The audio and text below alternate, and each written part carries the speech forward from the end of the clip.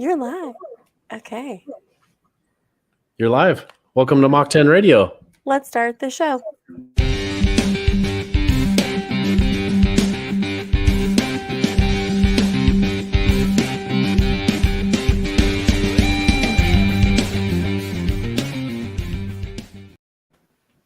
Welcome to Mach 10 Radio. We are your hosts. I'm Stacy. I'm Ben. We're excited to have you guys here for show number 2. In fact, I want to tell some people that we're live because it's cool as shit that we're live. Ooh, let's not do that.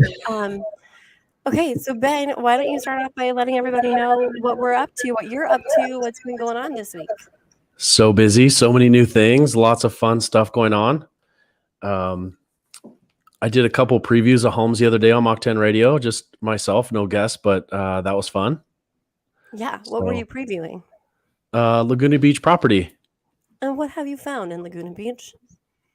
Well, it's super interesting. I've actually teamed up with Socorro, a real estate agent at Remax One, and super excited about that. So she's going to be able to bring a lot of professionalism and listing power and buying power and advertising and marketing to the Laguna Beach real estate market. So we've been wanting to get into this for a long time, and now we're just entrenched in it, and it's just going so fast, and we're getting familiar with the market. And I just been doing a lot of research, driving around, talking to a lot of realtors, doing a lot of price research, and just getting familiar with the market. So that's been super fun.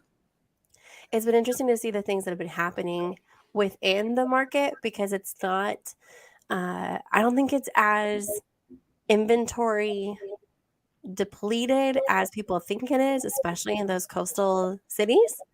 So it's been fun to sort of start to see the tide turn, so to speak, when it comes to the market in Southern California. Yeah, Tim Smith is a big broker here in town with Coldwell in Newport Beach, and he was saying just 3 weeks ago there was the least amount of inventory like in 50 years ever recorded, percentage-wise or per capita or something. But that has changed dramatically, and a lot of it's due to the interest rates rising in this last month. So interest rates are almost at 5%, just under 5%, 4.8 or whatever. And a lot of people got caught by surprise by that, I think. Yeah, and maybe a little nervous to dip their toes into some of that water.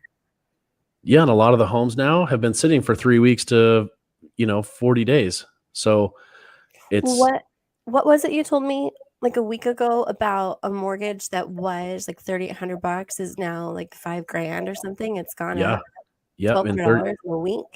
Yeah, in 30 days it went from $3,800 to $5,000 for the exact same mortgage. That's nuts. And if you're a family trying to have your first home, that's a hell of a change, especially when you're trying to factor in now the cost of gas and everything else that you need to do on a daily basis. Just to have $1,200 taken out of your bank account that's not chump change. Yeah, that's a really, really, really nice Mercedes payment. It's a great trip. It's a lot of fun stuff. Like don't touch it, man. Maybe I'll just wait around a little bit and see what happens. Yeah, and a lot of people are, and that's why this stuff has been sitting on the market for so long. I went to a showing today, or open house today, 4.2 million. And it's just astronomically overpriced. And the broker at the listing or the open house told me that within 10 seconds of walking in. He's like, nobody's going to buy this. I go, this seems like how long has this been on the market? And he said, I don't know, 45 days or 60 days. No, he said August. What is August? Since last August?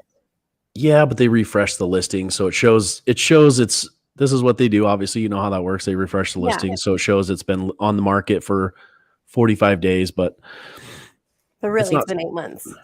Yeah. And they did a renovation. They put a ton of money into it. Now they owe a bunch of money and they need it out, and they don't want to sell it for less than 4.2 because they got a ton of money into it and they can't afford to list it for less. And he knows it's overpriced. He's like, yeah, it's not going to sell. So, I mean, I appreciate the honesty. He's, he knows I'm a agent and I'm going to come in and bring buyers. And I kind of called him out right away and said, what's going on with this house? And he was just blunt as could be. So it's telling.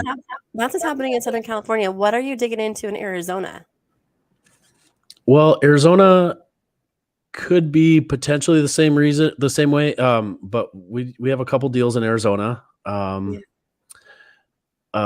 Tucson market is hot for us right now. So we have a couple properties down there with land. So 2 to 5 acres, 2 different properties, Airbnb or a bed and breakfast, and a restaurant for sale there, with some land and a cottage and a woodworking shop and a metalworking shop. Place. Yeah, 1,900 square feet on top of a 4,000 square foot restaurant. And Diane, who lives there, and Ted have done tons and tons and tons of work. It is beautiful. Beautiful. Yeah, it's really, really nice. Tons of pictures. We could share that with guests if they're interested in any kind of property in south of Tucson. The Tucson area, really, we've kind of just hit a little network of people that are doing good work for us, and so we like partnering with them. So that's a fun partnership we got going there. And what else are you looking for in Southern Arizona right now, or in Arizona in general? Just land. Land, yeah, just north of Peoria, outside the 303 loop. My son lives there, and he's a real estate agent, and he's getting listings in that area, and we're working in that area, just about 15-20 minutes north of Phoenix, in the Peoria Sun City area. So there's a lot of growth out there. We talked about Bill Gates buying all that land on the east side of land. Yeah, on the west side of Phoenix. He's buying tons, just building a huge city, and you could see it going up as you drive through there. I mean, I'm trying to think, if I were Bill Gates and I was going to build my own city, what I would call it. Like Billy Land. Billtropolis. Billtropolis. Come through the gates. Oh, the Bill Gates. The Bill Gates. He's just got like these iron fences that open, and it's just like everything is suddenly technology central, and there's touchpads everywhere. Yeah, and ironically, it's right near Buckeye and Liberty, just south of the 10 and outside the 303. So I know this area well because I was smashed by a semi truck there like a month ago in traffic. That was fun. I got to know that area a little more than I wanted to. You have definitely a different kind of relationship with that particular part of the valley. Yeah, Buckeye Municipal Airport, right on the south side of 10. That's where Bill Gates is building his city. A good place for a fender bender. It's a good place for a city. Half of my trunk is already established residency. You have first right of refusal for that area of land in Bill Gates' new compound. Yep. Listen, sir, I hereby claim this parcel of land. Okay, so that takes care of real estate. And then in the lovely land of fun projects that we never have a short supply of, you are also currently looking for some investors. You've got some capital to raise. You want to give us a little rundown about what you're working on? Yeah. So 2 big projects, looking for capital for 2 friends of mine. We're doing a fundraising project for EBA jets. We're doing a fractional startup. So there's going to be citations, and we're going to start up a help Edmund start up a fractional ownership of a jet company. So that's super exciting. And then a real estate deal for a friend of ours that is in Laguna Beach. So exciting. Yeah. And he's looking for 60 million. So it's a huge project. He said that it's going to be game changing in the way brokerages do business. So that's exciting. I love it. And I love a little bit of mystery behind that one. One of the cool things about the show that we're doing here is we get to talk to cool people. We have no short supply of cool people in the catalog. And tonight we have a very special guest. So before we bring him on, we'll give Steve a little bit of an intro, and we're going to move on to a different segment of our show. So we'll be right back.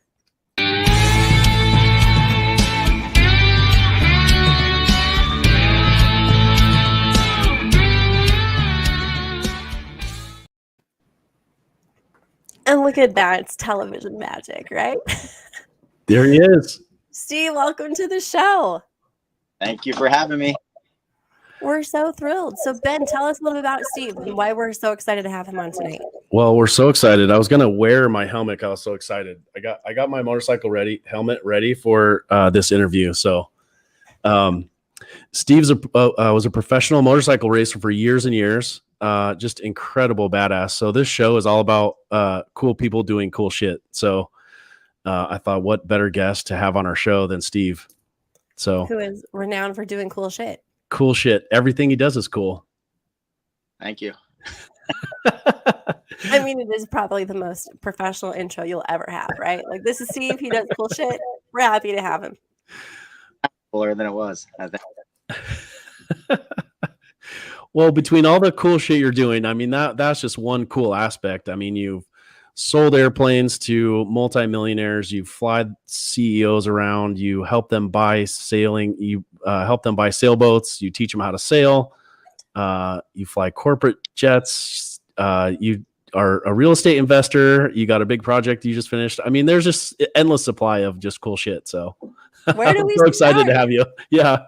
I like that. Thank you. I don't know. I mean, a lot of us we're all similar in the airline industry. Since that's mostly my full-time job now. Seems like we, including yourself, we kind of seem like the same almost. The same. Yeah. I don't know what you're talking about. I ride motorcycles for fun down the street, and I fly for a living. That's where it stops. Who has their own podcast? You drink, estimate. Really, come on, you're well, really so halfway to all the way to Mexico and back. I that so. Well, that was fun. Riding across the Baja was fun. Yeah. So tell us about your real estate deal. You just finished a cool project. You got it all renovated and you're moved in, or are you renting that out, or what's going on with that? Yeah. So, I've been kind of bouncing around the last at least 20 years. And, it's like you always try to find an opportunity to, improve your living quality in your neighborhood. So just recently with, being busy as the airline, all the other stuff I got going, I was able to sell my current location and buy a fixer-upper, which was kind of completely a model. So it took me about a year, and it's all done. I'm finally, and turned out better than I expected. And as you know, it cost more than I thought, a little bit longer. Yeah. Well, with the supply chain issues, it's impressive that it got done in a year. Actually, most people think that's a long time. Anyone involved in real estate knows that a year is actually not that bad. No, that felt like it flew. Yeah, it did actually. And so, I had a couple work with in the past. That's reasons why it went as fast. It's like a family base, kind of bring all of them in on their dad, their brothers, and so it's pretty good. Yeah. Nice. Well, it feels good to get that done. I mean, even if it's less time than usual, a year is still a long time for a project in general. So that's awesome. You had the tenacity to stick with it. Yeah, as you real like patience and time and money. You have all three. Successful. If you don't, struggle. Yeah. Did you live through the renovation? Luckily, no. So that I learned. Want to have don't try in it as a Yeah, definitely. Try to don't live in the construction zone, right? Just for your sanity, peace of mind. Not that if you have options first, because in your dust is enough. Yeah. Hey, Steve, we're having a hard time hearing you. You're cutting out just the microphone. Oh, there we go. Better. I think so. Yeah. So what do you have behind you there? What is that motorcycle there? So I'm in actually in my hangar at the Hawthorne Airport. And nice. So this is where I keep all of our, my stuff. Me and my friend share a hangar. We have motorcycles and planes and all the toys, Oh, that's awesome. Yeah. So, but yeah, behind me, that's just an old bike that we used to like back in the day. And I got some of my trophies up there from when I won Daytona and a few of the other races. And I can do a little overview of the hangar. You can see where there's I got some of my racing suits up there, Oh, sick! Okay, That this is is seriously ridiculous. cool. the motorcycles, and then I got the plane right here. So yeah, it's just a cool little area to like store stuff and kind of keep all the things that I liked over the years. That's incredible. And Yeah. is that a Which one of Cirrus? those? That's a Cirrus? Yeah, that's my Cirrus that I have. I bought that actually 2007, no 2008. So yeah, I think I told you the story, but I'll tell it again. Was that I made two things that everyone tried to talk me out of over the years was number one, buying a motorcycle, which it worked out. Luckily, Works out. it worked out.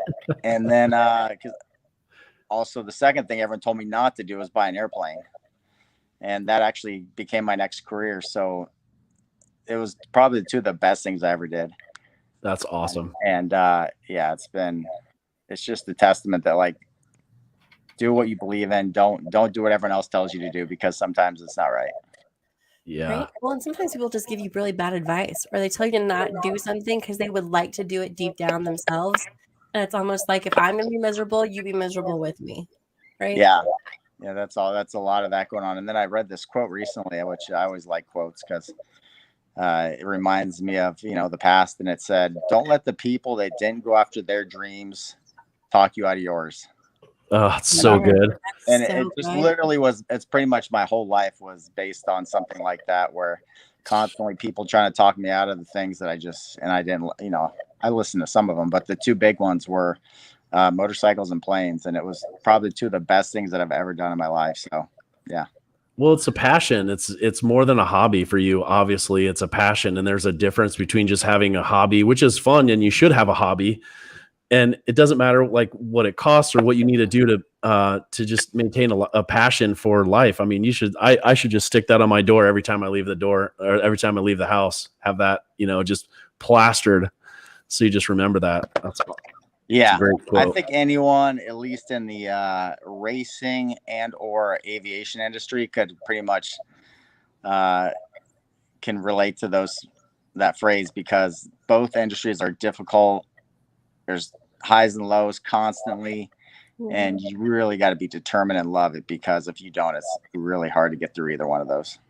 Yeah. Okay, so take us back to the beginning. How did you get started in racing? Well, how much time do we have? How much time do you want? Oh man. God, I don't know where to start. I mean, it was typical, as a kid. I always loved motorcycles, probably like Ben and most guys, even girls nowadays. And I just love motorcycles. And so the one thing my mom and dad said I couldn't have was a motorcycle. Nice. Nice. And I'm gonna show you, Mom. I know. And so in a way, maybe it helped, because sometimes when people tell you can't have something, it really drives you to want it more. And I think that's actually what happened in my case. Totally. And so I waited till I was 18. And as soon as my 18th birthday, I traded my car that they'd bought me, which was an old Mustang. I traded it for my first motorcycle. And that kind of started it. And then I had a friend that raced up in Northern California. And so I used to go watch him race. And then he kind of talked me into racing instead of riding on the street, which, as Ben knows, it's a little dangerous out on the roads. So that was probably a good move. And then that turned into like a hobby racing career, which turned into people starting to help me. And then that turned into sponsorship, and it just went on. And, that was 20 years of that basically. Yeah. And, I started in, 93 was my first local race. And my last professional race was in 2016. So it spanned a long time. And some of the highlights, I mean, I could go on about my years, but there's too many details. But the highlights were for sure. I raced for Michael Jordan. He had a race team. Yeah. So I was one of his first riders. I was able to get his first podium finish for him. And that so was awesome. Dude, that's so cool. It's so memorable, because I remember it was in California Speedway in Fontana, and I was on the podium, and he had a lot of friends and people that worked on the team, and they ran over when I was on the podium. They handed me a cell phone, and it was Michael Jordan, and he was up in a suite farther away. And so he called me and was like, congratulating me on the podium. And it's just so wild, like the whole thing, just, that was memorable. And then winning Daytona, obviously, in 2007. That was a big one. And the reason why it was so good, not just the win itself, but I rode for Kawasaki at the time, and they had a really good bonus for that race because it's the biggest race for the manufacturers. And with that money that I won is what I bought my plane with. Oh, that's so cool. So I always think back. If I didn't win and I didn't have the money to buy a plane, I don't know if I would have ever pursued it. Yeah. And so, one little thing can change your whole life. And that was a big one that changed my life a lot, because that got me super interested in flying, because I was able to fly my own plane, which is obviously more fun. And that led into obviously my professional flying career. And the people that I met through racing were very influential in helping me get jobs at different airlines and different places in the aviation industry. So, you know what? I didn't plan any of it, but if I did, it wouldn't have been as good as it turned out. But it unfolded the right way. Did your parents ever make it to your races? Yeah, my parents came to some of my races, my local race. It always actually stressed me out more. Yeah. When they were there, so it was like local races for me, but they got sick and they watched it when they. Did they ever come back to you and say, like, okay, maybe we were wrong about that whole motorcycle thing? I think my mom, like, later, I think she, her own way, like, I was worried about you, but type thing. So speaking of things coming together in seemingly small ways initially, and then it leads to one thing, you were saying something about, was it a $20 bill or a $5 bill led to you getting a job later or selling an airplane? What's the story behind that? In the FBO? Oh yeah, that's right. I'm sorry. So yeah, I was working prior to working at Virgin America. I was working for a smaller company called Surf Air, and it's at a local airport at my local airport, Hawthorne. And we were on a delay for the weather, and I was walking in and out of the FBO, which is where, people that don't know, when you fly private jets, it's basically like the terminal for private jet. And so I was walking in and out of there, keeping an eye on things, the weather. And there was actually, it wasn't money, it was a wrapper, like a candy wrapper on the floor. Oh, that's right. It was a candy. I'm a littering's that just drives me crazy. So when I saw it, I caught my eye, and I was like, oh my God, like people throwing garbage there again. And so it picked it up because of that. It drives me crazy. And when I picked it up, it was right in front of this lady, and she saw me, and she's like, oh, that was nice of you to pick that up. I'm like, yeah, I'm kind of OCD like that. And started a conversation. She was one of the passengers at Surf Air, and that started a conversation, and her telling me about a boss that wants to buy a plane, and that led into him buying a plane and hiring me. And it was just those random things again, where it's the right place at the right time with the right candy wrapper. And I'm so glad somebody dropped that or threw that on the ground, because I've been helping him out over the years. And like you said, he started with the plane.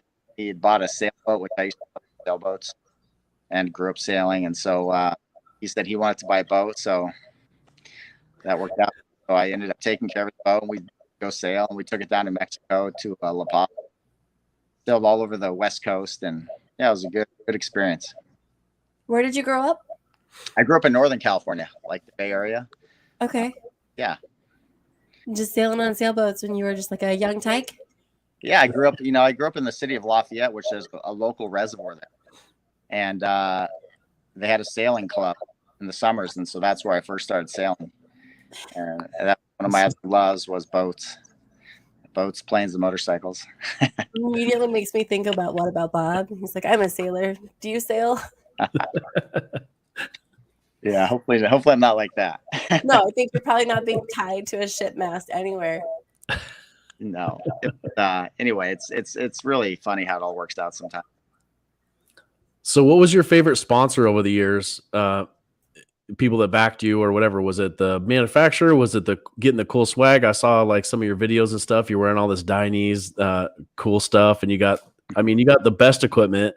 You got the best bikes. What was the coolest, like, I don't know, part of just being the professional motorcycle racer, getting all that cool stuff. Perks of the job. Perks, yeah. You know, I never really cared about the stuff so much. It was more of the results. But I'm not gonna. It was cool when I raced for Ducati. I mean, that was pretty cool because that's basically, like racing for Ferrari if you race cars.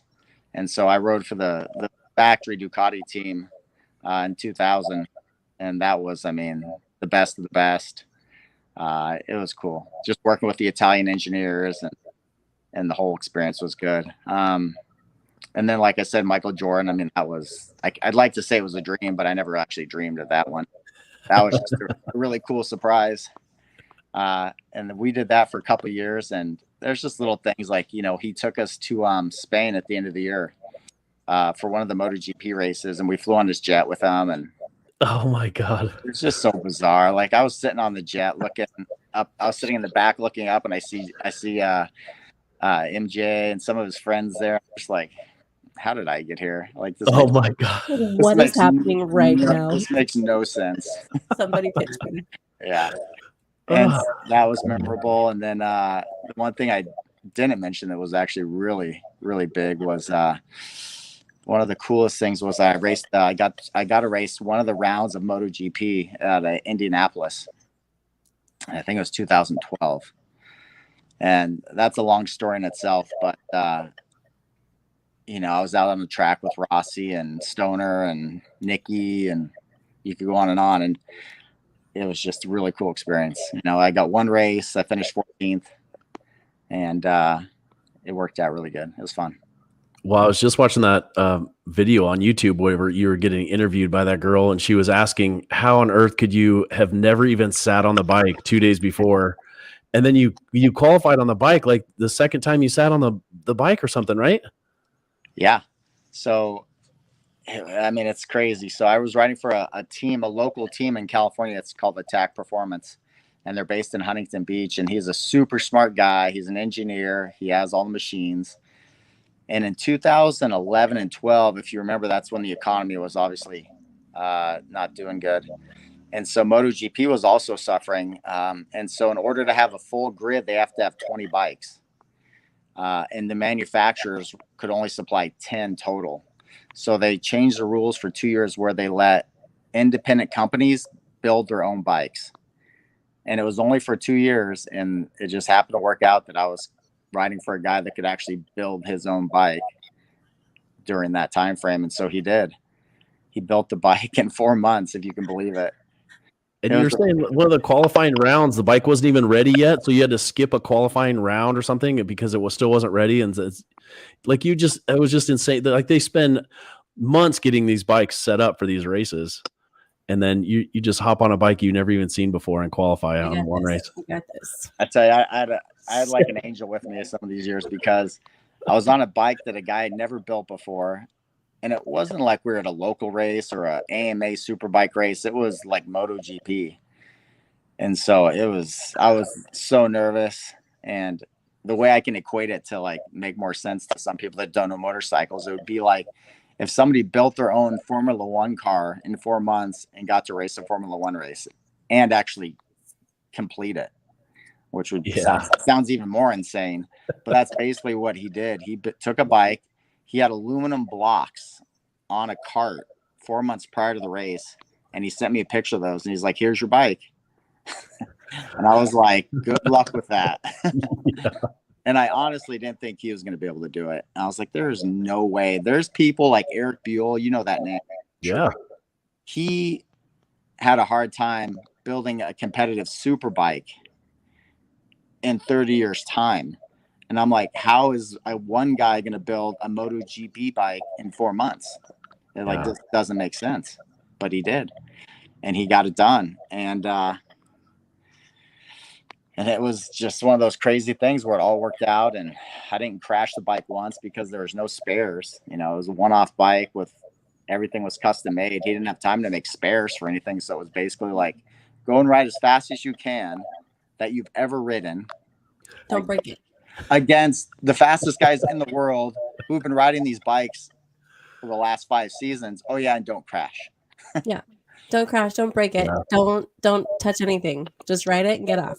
Yeah, it was just thinking back on it. I was so stressed, but it was actually probably for me, like the best I'd ever ridden and the most experience I ever had. So it just really, the stars lined up that my mentality, my physical fitness, everything was at pretty much the best I'd ever been for my time. And so it really worked out good. I finished, I think the last one to finish on, maybe the lead lap, but 14th, which is in the points in MotoGP, which is, there's 21 riders, 22 riders normally. So it was pretty good. Yeah. Do you feel like you do better under like extreme pressure? In racing, yes. Yeah. Racing, definitely. I felt like I did. Flying, I'd say no. Different beast. Different beast. Totally different beast, because when you're flying, he's been a professional pilot a lot longer than I have. That's more of a methodical restraint. Sit back and think about it for a second, where racing is obviously the opposite. And so just my mentality is more suited for, at the time, racing was better for me. But I've tried to learn to don't do anything quick, when you're flying. Sit back, think about it. Don't start hitting buttons, which is a natural reaction for most people. And it's taken a lot of restraint to kind of switch over, but racing, it worked good. Right. Well, you mentioned that you've had some angels with you when you've been riding. Can we talk about a particular moment? Yeah, that was definitely one of them. What happened here? Oh my God, that was when I was actually riding for the factory Ducati team. That was in 2000, and that was at Road America in Wisconsin, which was actually one of my favorite tracks. Okay. And it was at the start of the race, and I think I started on the second row. I got a really good start, and at the end of the straightaway, you're probably going about, we don't have a mile per hour gauge, so I'm kind of guessing, but it was probably every bit of 130 at least. And my teammate was in first, and I was in second, and I misjudged whatever. I misjudged his braking. I thought he was going to brake a little bit later than I was, and I mean, it's split second stuff. And when I saw him brake, I wasn't ready for it.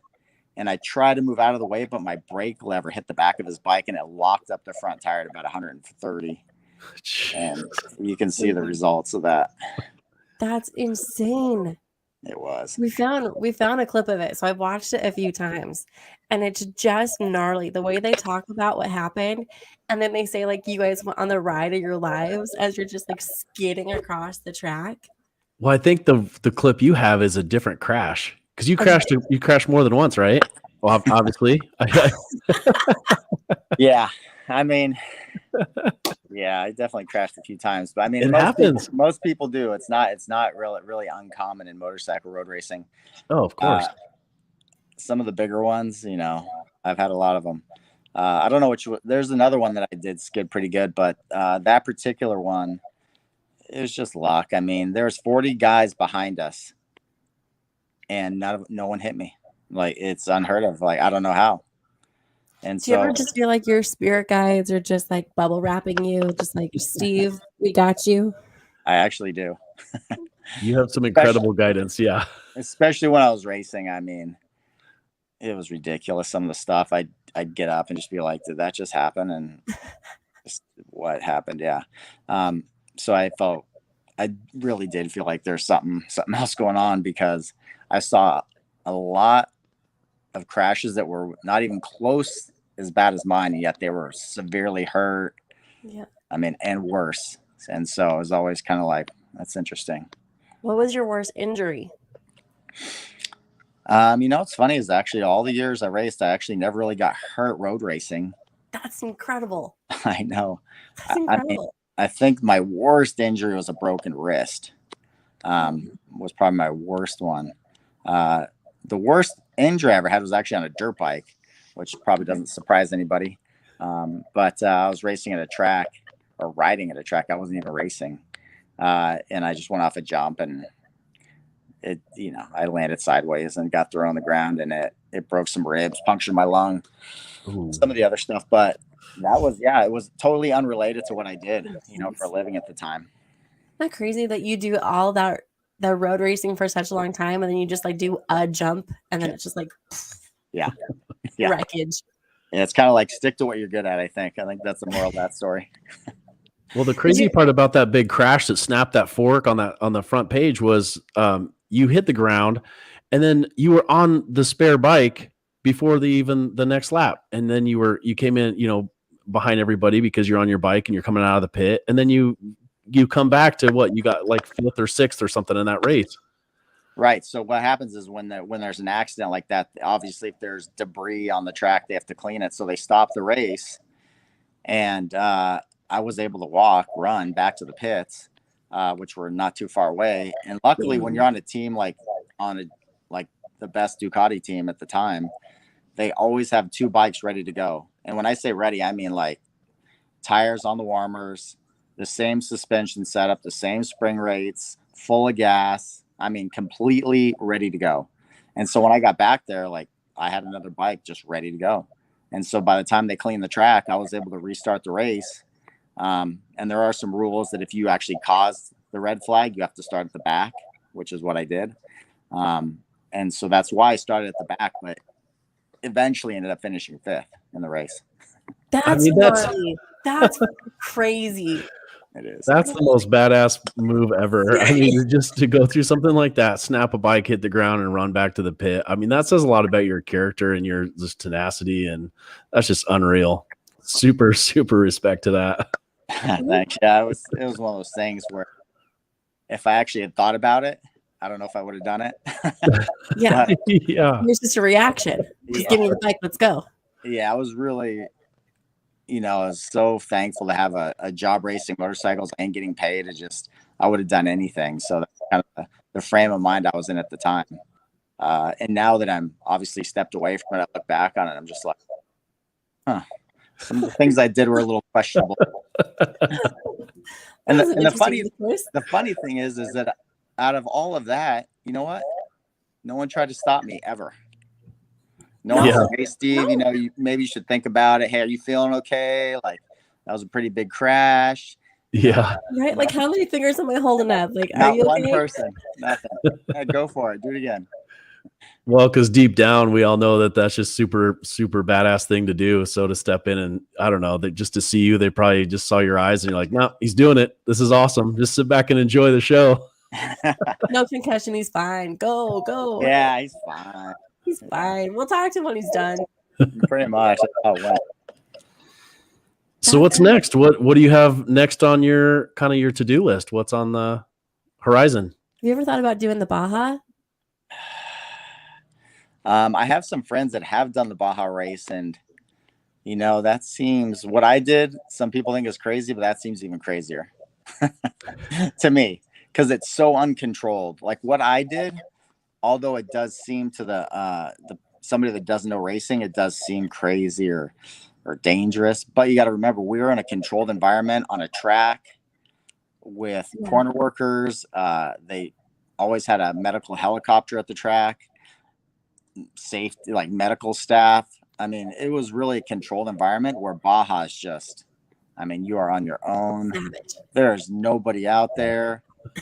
It's totally different. And I give big props to those guys because, I don't think I have that in me anymore to do something like that. And so the people that do, they're very brave, and I like watching it, but I don't think I would do it. Okay, so not on the to-do list. What is on the to-do list? Not on the to-do list. That's really funny because I've always had Ben's very motivated. I can tell the first time I met him, he's just got all this stuff going on. And I've always been that way. So every day. Yeah, he's always got something going on. And I haven't known him that long, but I can just tell he's a real go-getter. And so I've always been that way. And this is the first time where I've actually had time to sit back and kind of just think about what I want to do. And I'm still thinking. I don't know, because I had all these things I wanted to do, and I've done most of them, and so now I'm just kind of like, okay, I want to. Time isn't forever, and so I want to make the best use of my time. And I'm like, what do I want to do with my time? Like my free time is my free time, and what do I want to do? And so I'm kind of still, I'm doing things I like, but I feel like I need to do something more productive than what I'm doing. You know, the stuff I do, I enjoy, but I feel like there's more to do. I feel like if you just take a second and recognize that the stuff that you wanted to do, you've done, like that's pretty freaking cool. There aren't a lot of people that get to say that and say like, well, I've sort of done a lot of the cool shit I wanted to do. Like that's props to you, man. That's incredible. Thank you. Yeah, it's a different position for me because I've always just been like so focused on the next goal that I haven't really had time to think too much about what I'm doing or if I'm doing it right or wrong. I'm just going full steam ahead, and now I've finally got a chance to sit back and think about like what I did, how much time do you have left, what do you want to do, all these things. And so I'm still thinking about it. That's a good place to be. You're coming to from a place of peace, though. You're not, rushing around. You're not hurrying. You're not desperate. So when you sit back and relax and chill and enjoy doing the stuff you like to do, I think that's where the inspiration for the next chapter comes from, is that place of peace. So that's definitely where you're at. I can tell. I just feel like you're going to pick up another candy wrapper and something cool is going to be Exactly. Yeah, I don't know. It's like part of me wants to, and part of me is just like, you can't go through life always just having an amazing life. I mean, everyone wants to, and I have so far, but I just, you can't expect that. So I don't want to think that's always going to be the next thing, but I'm happy with where I am. I mean, I have a great job.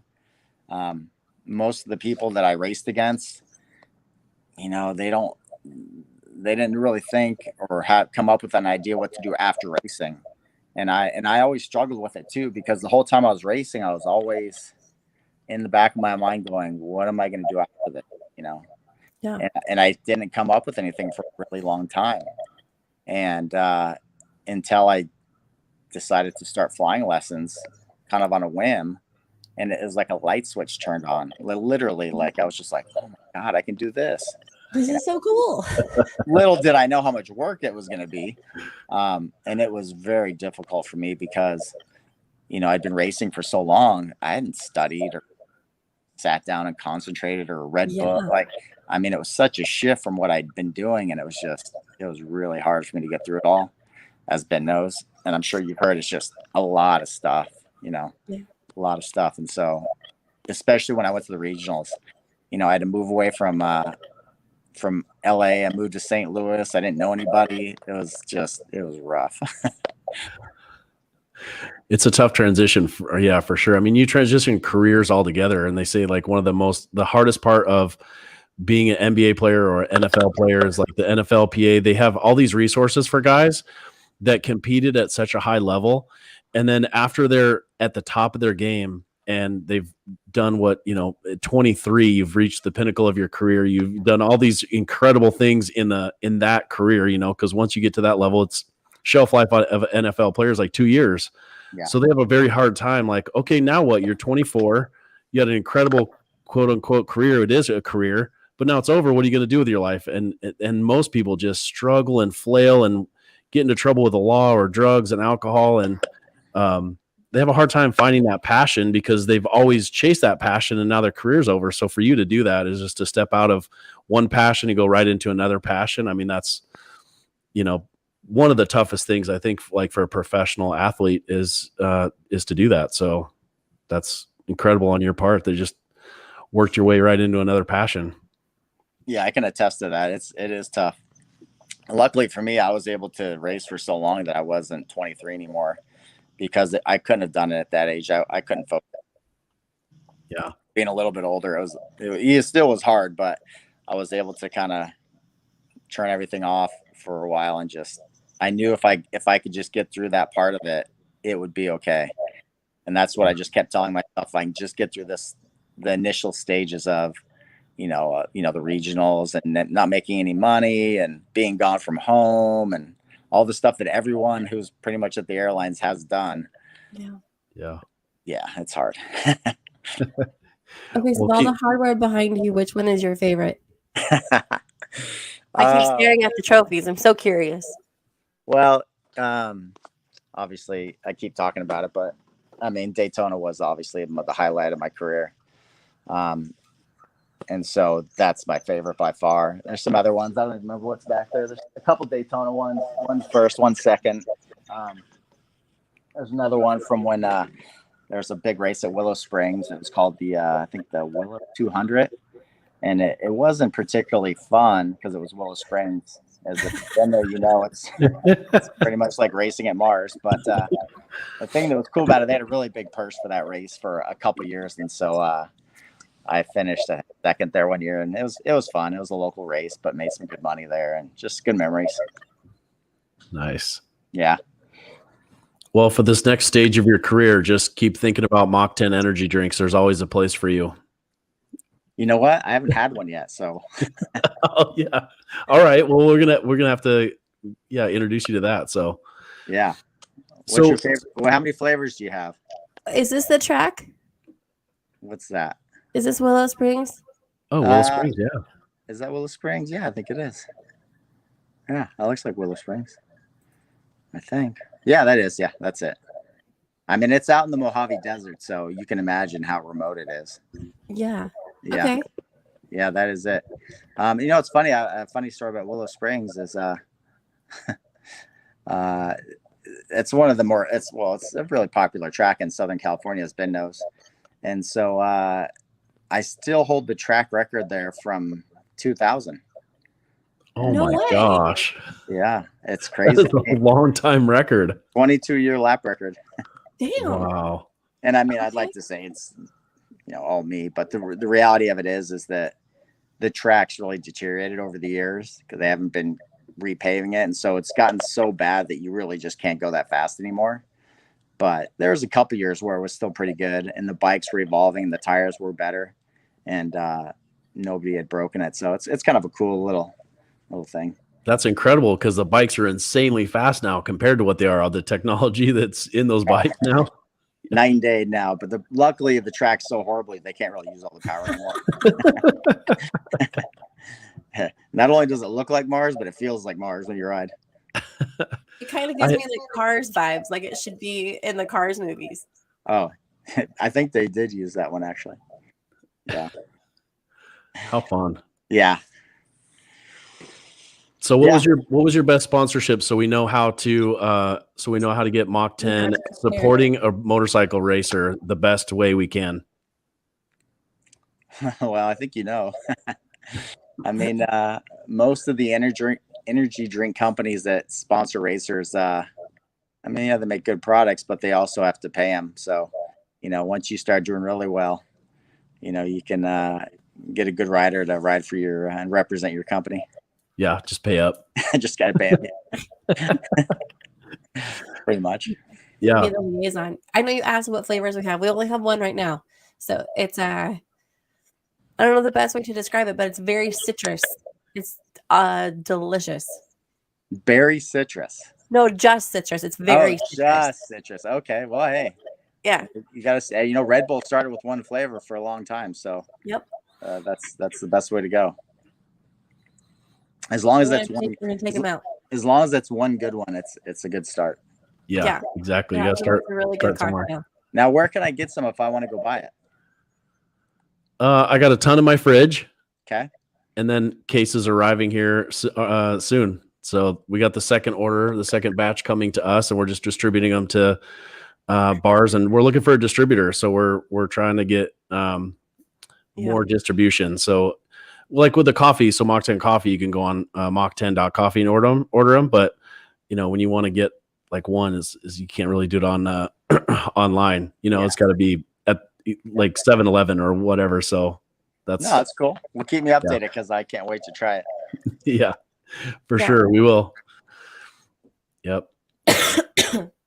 Well, thank you so much for taking the time tonight. Really appreciate you joining us. This is incredible learning about all your just different ventures and your cool stories. It's just incredible, and I really appreciate it.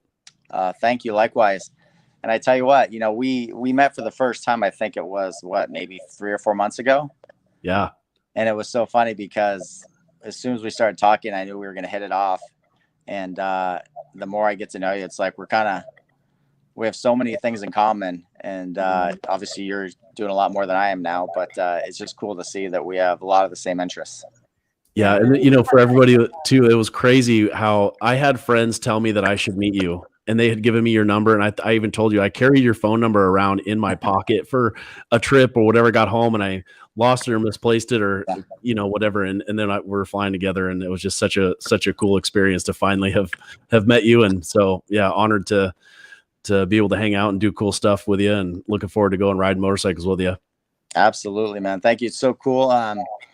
Yeah, I look forward to maybe seeing you again and flying with you again and meeting you in person, your significant other, and hopefully go out to dinner, have some fun.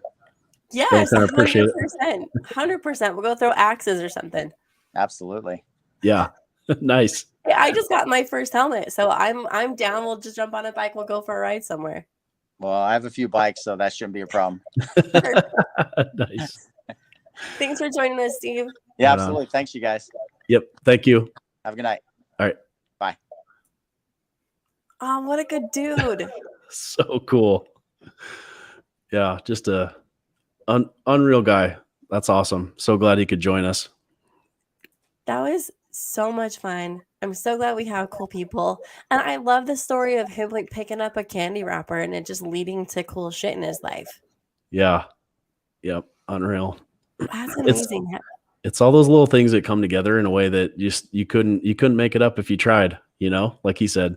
No. It's just and how do you do those kinds of races and not have any injuries? That's remarkable. Like literally wrapped in bubble wrap, that one. Just angels everywhere. That's incredible.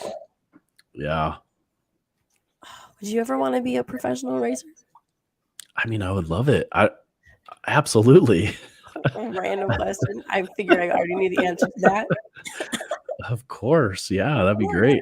Not just lane splitting down the 405.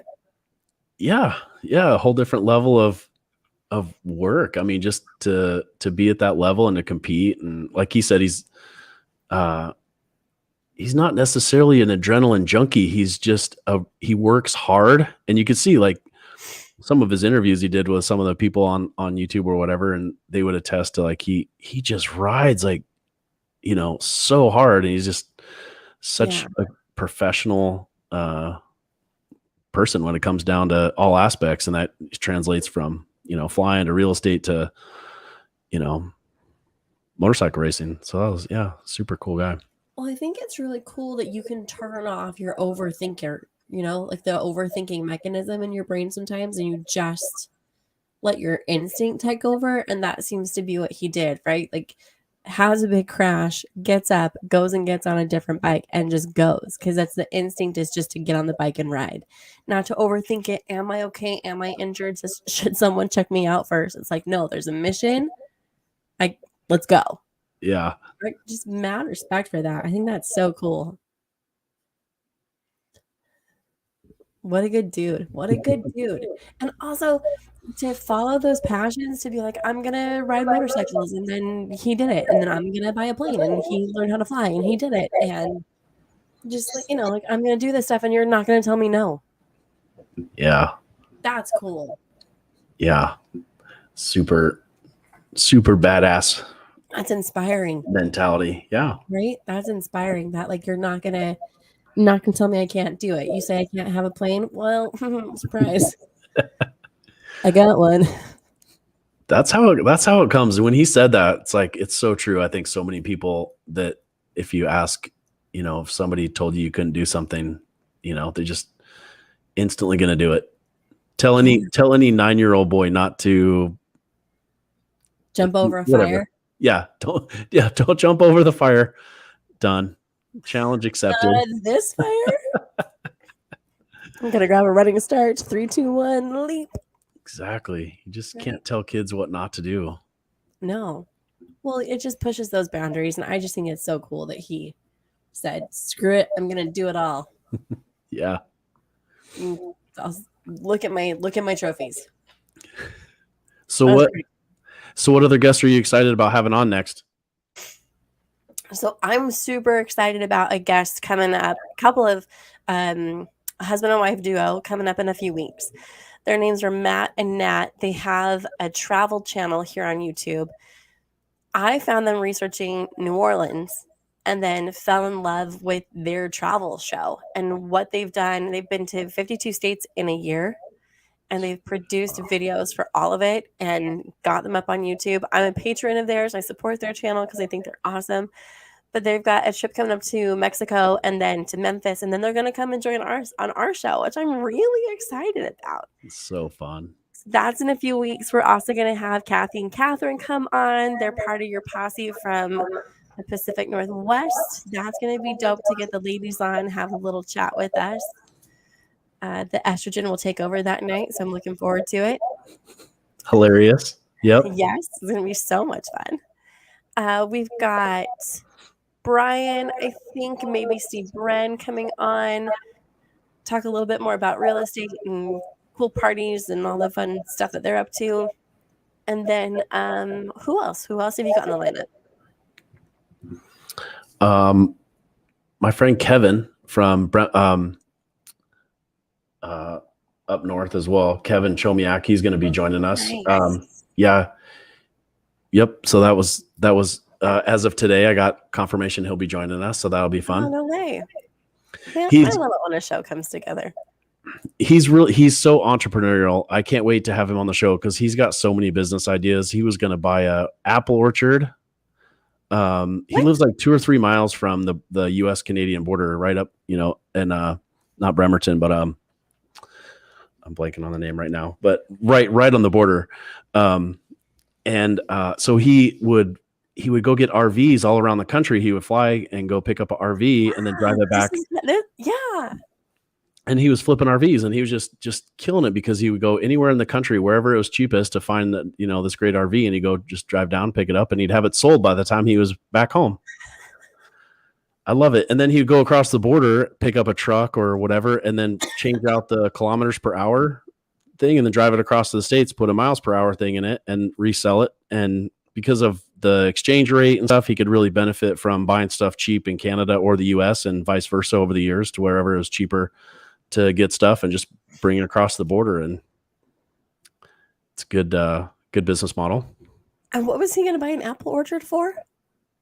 Fun. That's so cool. He's going to become an apple farmer. Right? And what are you going to do next?